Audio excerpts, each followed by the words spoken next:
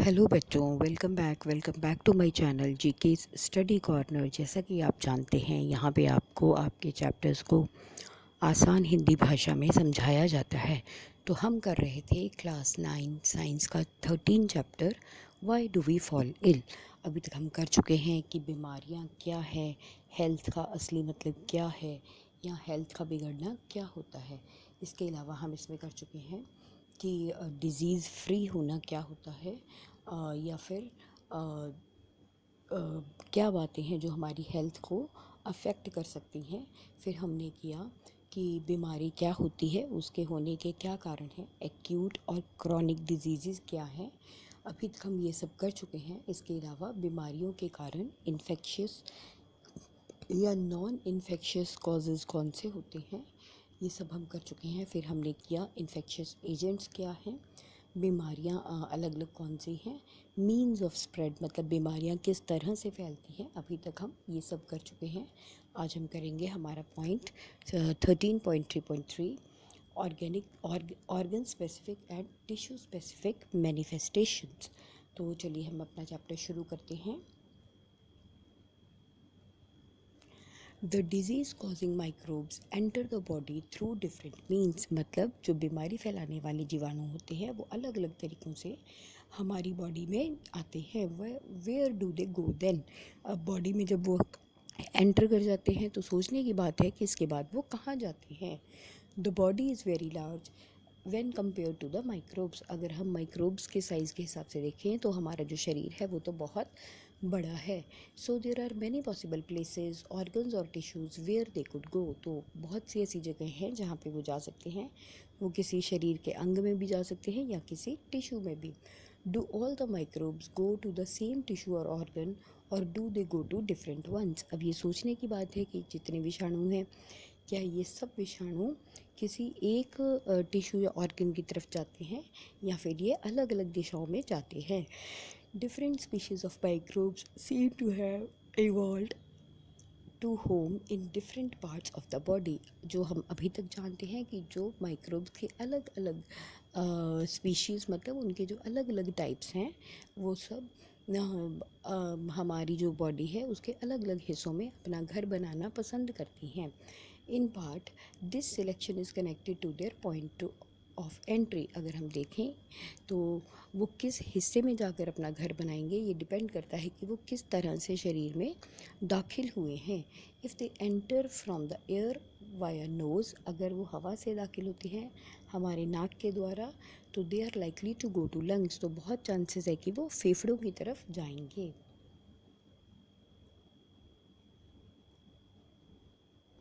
This is seen in bacteria causing tuberculosis, और ऐसा ही हम बैक्टीरिया की वजह से पैदा होने वाली बीमारी ट्यूबरक्लोसिस यानी टीबी में देखते हैं।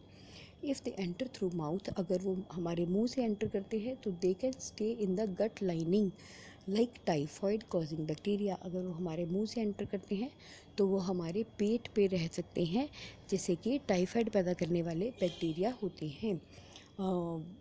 और they can go to the liver, या फिर वो लिवर में जा सकते हैं। Like the viruses that causes jaundice, जैसे कि वो वाले वायरस जिनकी वजह से हमें पीलिया हो जाता है। But this needn't always be the case, परंतु हमेशा ऐसा नहीं होता। As in the infection like HIV, जैसे कि एक इन्फेक्शन है HIV, उसके केस में होता है that comes into the body via sexual organs, जो कि हमारी बॉडी में अलग अलग एक्टिविटीज़ से आता है। It will spread to the lymph nodes all over the body, ये हमारी बॉडी की अलग अलग गांठों में फैल जाता है। Malaria causing microbes enter through a mosquito bite, इसी तरह से जो मलेरिया पैदा करने वाले विषाणु हैं वो एक मच्छर के काटने से हमारी बॉडी में एंटर करते हैं। Will go to the liver and then to the red blood cells, और इसके बाद वो सीधे लिवर में जाते हैं और उसके बाद वो जाते हैं लाल रक्त कणों तक पहुंचते हैं। The virus causing Japanese encephalitis और brain fever will similarly enter through mosquito bite. इसी तरह से जैपनीज एंसेफेलाइटिस या फिर दिमागी बुखार वाला जो वायरस है वो मच्छर के काटने से हमारे शरीर में पहुंचता है और सीधा इसके बाद हमारे दिमाग पे जाकर असर करता है। The signs and symptoms of the disease will thus depend on the tissue or organ which the microbe targets. इसका मतलब है कि किसी भी बीमारी के जो लक्षण हैं वो डिपेंड करते हैं इस बात पे कि उस माइक्रोब या उस विषाणु ने कि हमारी बॉडी के कौन से अंग को अपना निशाना बनाया है. If the lungs are the targets, then the symptoms will be cough and breathlessness. अगर वो हमारे फेफड़ों को हम निशाना बनाता है तो अक्सर जो लक्षण है वो होंगे खांसी होना या फिर सांस लेने में तकलीफ़ होना. If the liver is targeted, अगर वो लिवर को टारगेट बनाता है, देयर विल बी जॉन्डिस, तो उस केस में जॉन्डिस हो जाएगा. If the brain is the target, और अगर ब्रेन टारगेट बनता है, we will observe headaches, तो हमें सिर दर्द होता है और वॉमिटिंग या उल्टी आती है. फिट्स और अनकॉन्शियसनेस, या तो दौरा पड़ता है या फिर बेहोश हो जाते हैं. We can imagine what the symptoms and signs of an infection will be if we know what the target tissue और ऑर्गन इज़. मतलब हम ये सोच सकते हैं कि किसी इन्फेक्शन के, किसी बीमारी के लक्षण क्या होंगे अगर हम ये जानें कि उस बीमारी के विषाणुओं ने हमारे शरीर के कौन से अंग पे अपना हमला किया है. And the functions that are carried out by this tissue और ऑर्गन, और उस अंग के द्वारा किए जाने वाले सभी फंक्शंस के बारे में भी हमें पता होना चाहिए.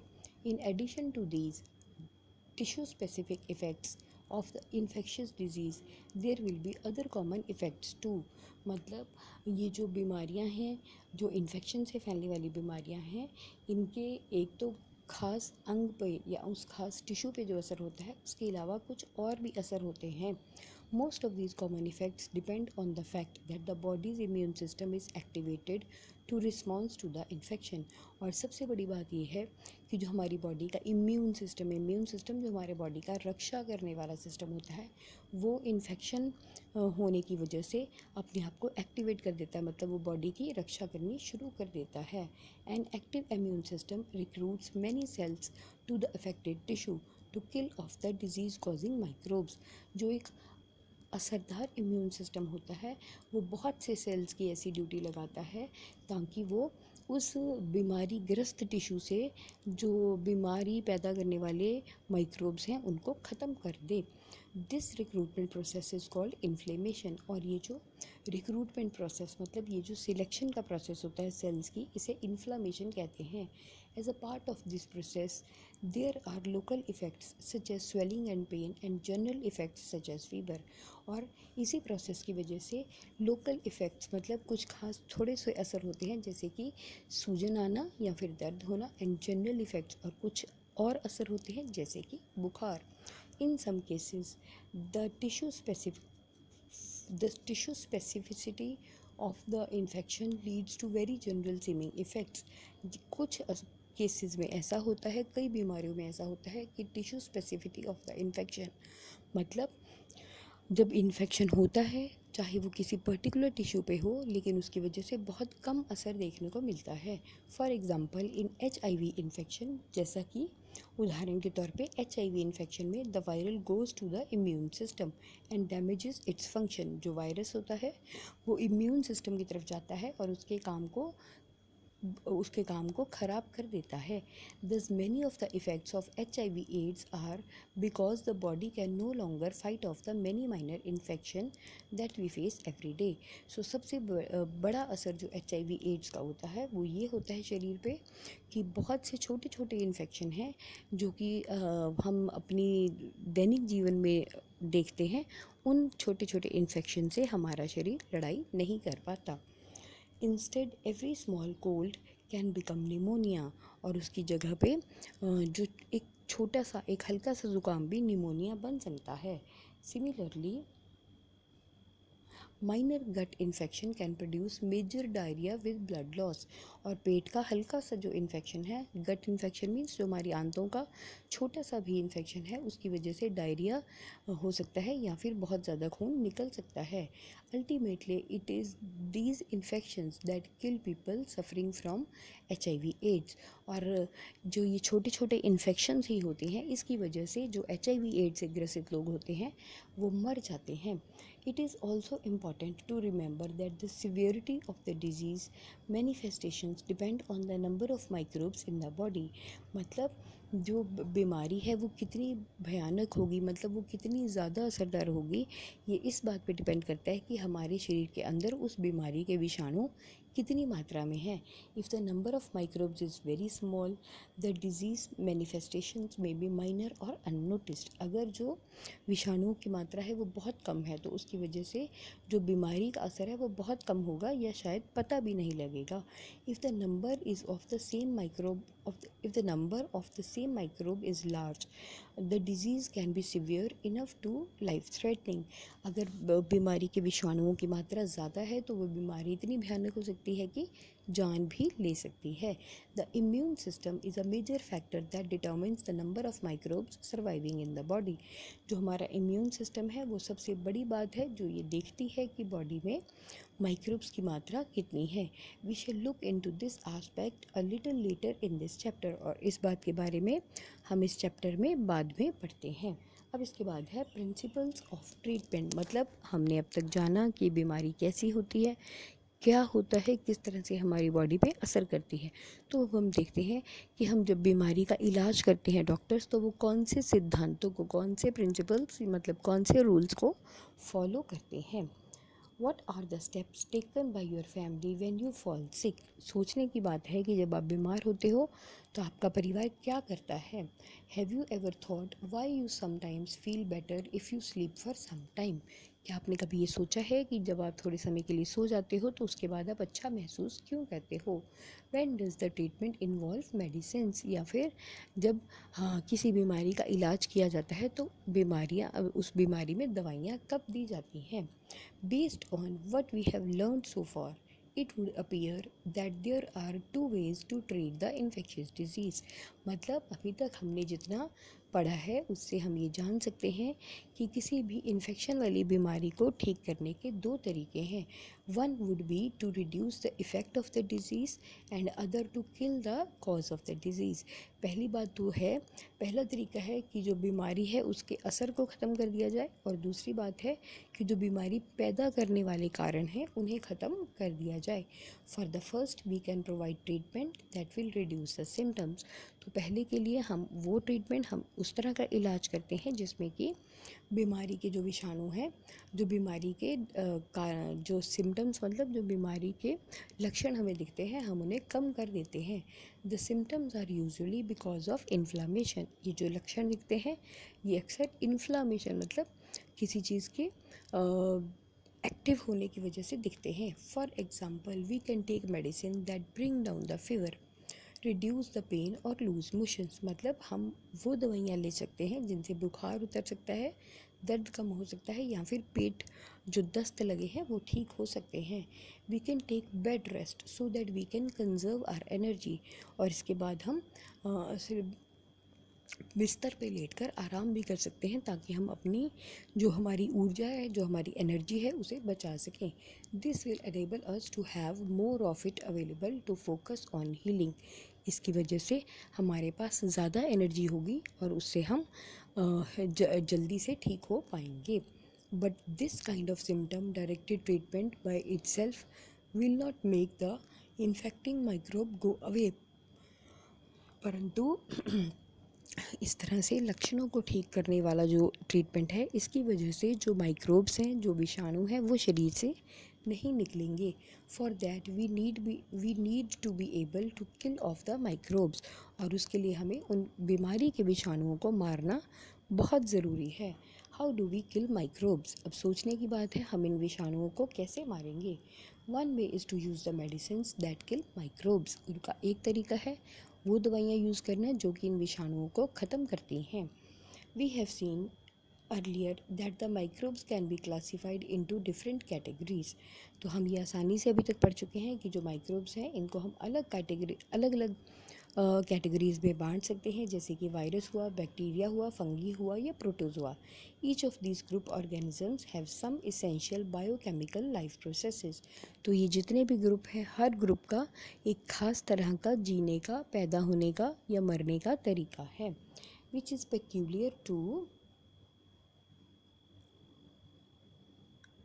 विच is peculiar to that group and not shared with other groups. वो केवल उसी ग्रुप के लिए के साथ होता है, या वैसा सिर्फ उसी ग्रुप के साथ होता है और किसी और ग्रुप के साथ नहीं होता। सो दीज प्रोसेसेस में be the pathways for synthesis of new substances और रेस्पिरेशन। तो यही जो प्रोसेस है, यही नए जो बोलते हैं नए सब्सटेंसेस बनते हैं, या फिर जो नई चीज़ें बनती हैं उनके सांस लेने का कारण बनते हैं।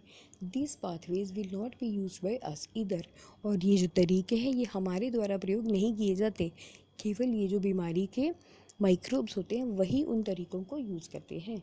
फॉर एग्ज़ाम्पल, आवर सेल में make new substances bye mechanism different from that use by bacteria. मतलब जो हमारे सेल्स हैं वो अलग अलग चीज़ें बनाते हैं, लेकिन वो अलग तरीक़ों से बनाते हैं, और जो बैक्टीरिया है बॉडी में वो अलग तरीक़ों से अपनी गिनती बढ़ाते हैं।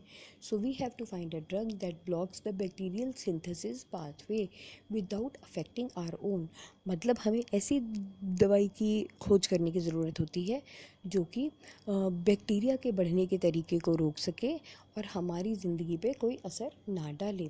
This is what is achieved by antibiotics that we are familiar with। और यही जो बात है इसे हम एंटीबायोटिक्स के द्वारा करते हैं, जिनके बारे में कि हम अच्छी तरह से जानते हैं। मतलब जो एंटीबायोटिक्स हैं वो बैक्टीरिया जो होते हैं उनके बढ़ने के तरीके को रोकते हैं और हमारी बॉडी के किसी भी सेल पे कोई असर नहीं डालते।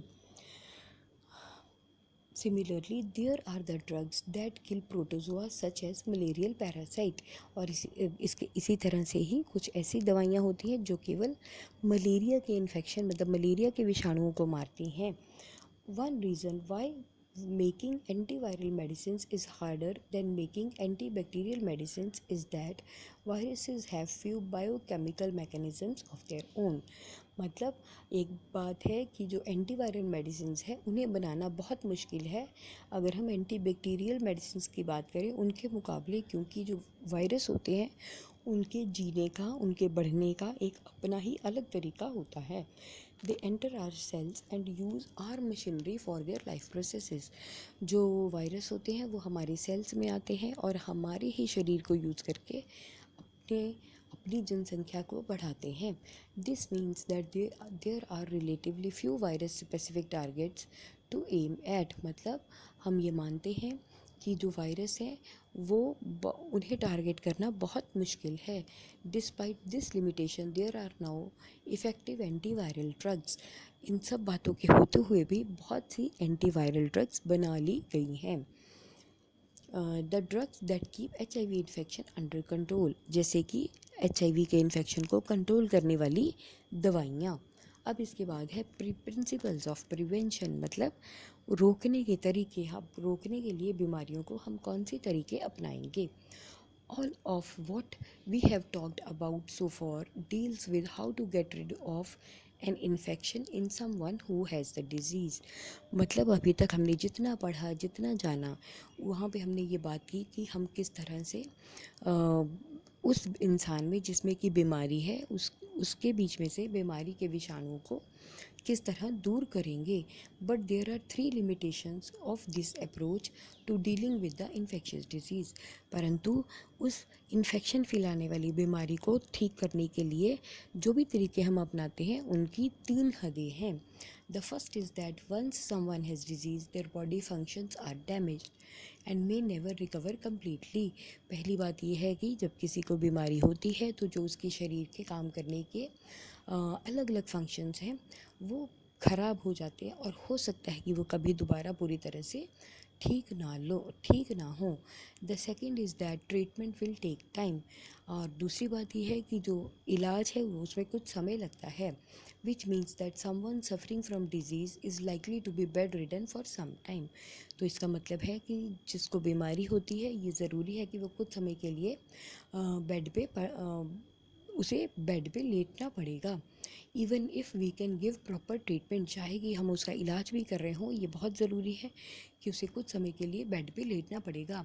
The third is that the person suffering from infectious disease can serve as the source from where the infection may be spread to other people. और तीसरी बात यह है कि वो इंसान जिसे इन्फेक्शन हुआ है वो बाकी लोगों में इन्फेक्शन फैलाने का कारण भी बन सकता है। This leads to multiplication of above difficulties. और इसकी वजह से जो ऊपर हमने प्रॉब्लम्स बताई हैं वो बढ़ जाएंगी। It is because such reasons that prevention of disease is better than the cure.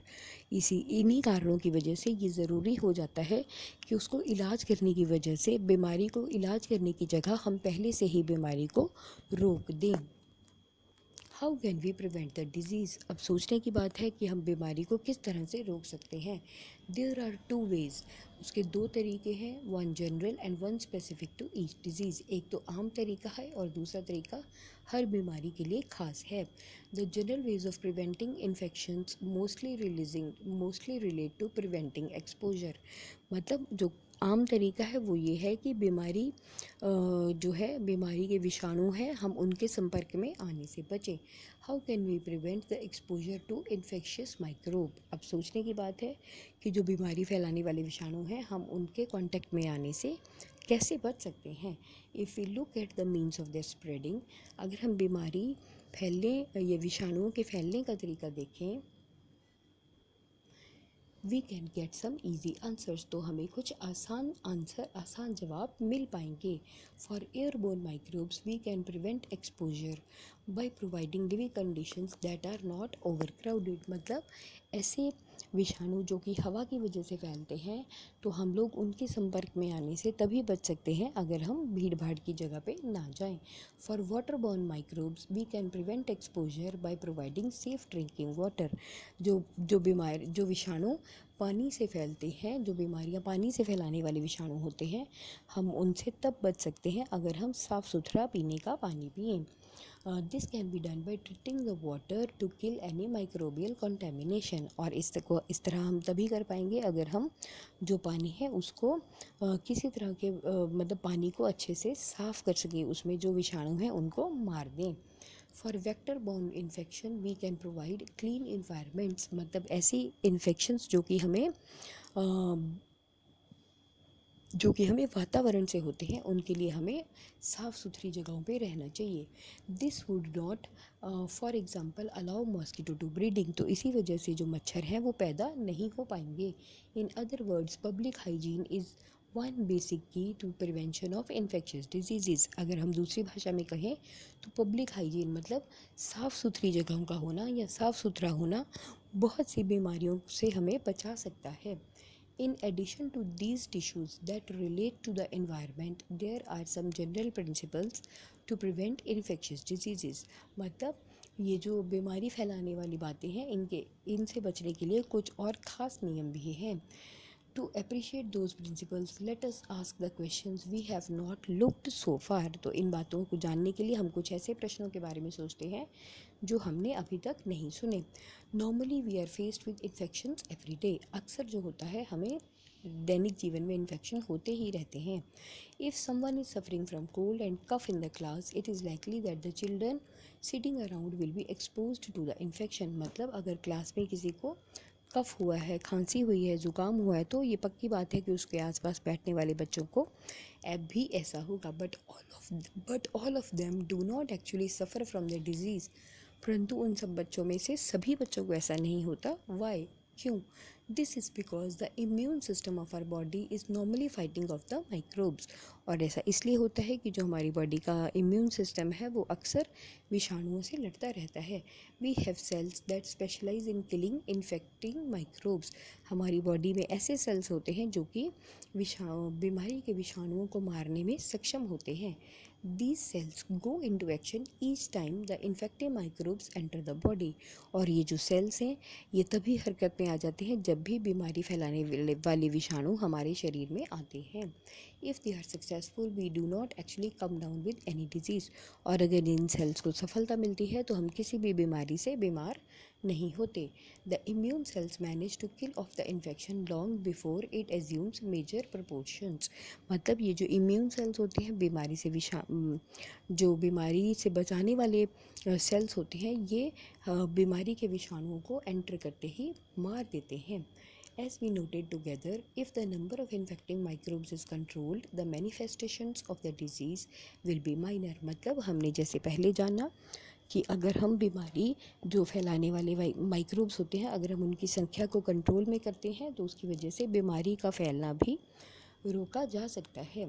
In other words, becoming exposed or infected with the infectious microbes does not necessarily mean developing the noticeable disease। इसका मतलब है कि अगर हम विषाणुओं के संपर्क में आ भी जाते हैं तो ये ज़रूरी नहीं है कि हम उस बीमारी से ग्रस्त हो जाएं। So one way of looking at the severe infection disease is that it represents the lack of success of immune system। मतलब अगर हम दूसरी भाषा में सोचें तो किसी बीमारी का शिकार होने का मतलब है कि हमारा जो इम्यूनिटी है जो हमारा इम्यून सिस्टम है वो कमज़ोर है। The functioning of the immune system, like any other system in our body, will not be good if proper and sufficient nourishment and food is not available। मतलब हमारी बॉडी का या हमारा इम्यून सिस्टम स्ट्रॉन्ग नहीं होगा अगर हम अच्छे से पोषक तत्व या पोषक खाना नहीं खाएंगे। The second principle of prevention of infectious disease is availability of proper and sufficient food for everyone। मतलब तो दूसरा सिद्धांत ये हुआ कि अगर हम बीमारी से बचना चाहते हैं तो हमें सही मात्रा में भोजन और पोषक तत्व लेने चाहिए।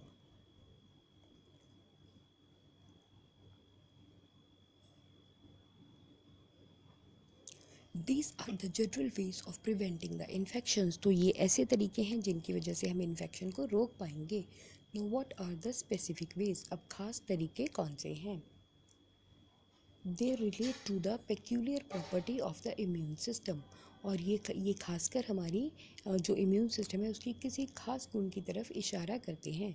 That usually fight of the microbe infection, जिसकी वजह से जो माइक्रोबियल इन्फेक्शन है उससे हम लड़ते हैं। Let us cite an example to try and understand this property. तो चलिए एक एग्जाम्पल देखते हैं। These days there is no small pox anywhere in the world. आजकल के दिनों में कहीं पे भी जो छोटी माता या चेचक है वो कहीं नहीं मिलता। But as recently as 100 years ago, परंतु तकरीबन 100 साल पहले small pox epidemics were not at all uncommon. तो तकरीबन 100 साल पहले जो चेचक के जो एपिडेमिक होता है बेटे बीमारी का बहुत ज़्यादा फैलना, तो जो चेचक की बीमारी है वो बहुत ज़्यादा फैल जाती थी। In such an epidemic people used to be very afraid of coming near someone suffering from the disease. तो जब ऐसी बीमारी फैलती थी तो लोग किसी भी ग्रस्त व्यक्ति के पास जाने से घबराते थे। Since they were afraid of catching the disease, क्योंकि उन्हें डर लगता था कि उन्हें ऐसी बीमारी हो जाएगी। However, there was one group of people who did not have this fear। परंतु कुछ ऐसे भी लोग थे जिन्हें इस बात का डर नहीं था। These people would provide nursing care for the victims of smallpox। ये जो लोग थे